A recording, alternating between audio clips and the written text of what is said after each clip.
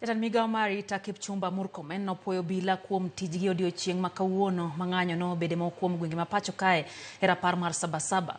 Opuoyo okenge mag arita kendo opuoyo jogo ma oketo kwe kowacho ni jonjore bende omaki kendo ibiro kawnegi okang' mar chik.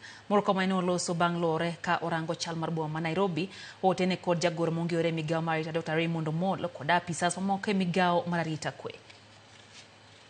We are coming to the end of the day. Of course, we know that we have had protests in various locations, which yourself and your colleagues have really handled with a lot of dignity and honor. And as the leadership from the ministry, as a PS, I want just to say asanteni sana.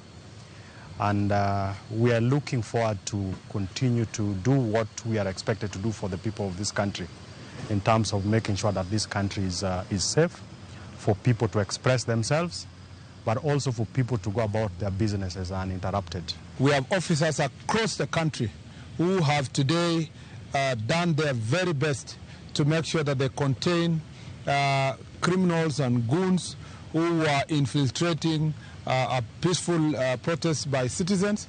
And I'm happy that as a result of the work you have done, there is a lot of, today there was lesser damage than we saw last week. And all the goons that caused mayhem last week, a number of them have been arrested.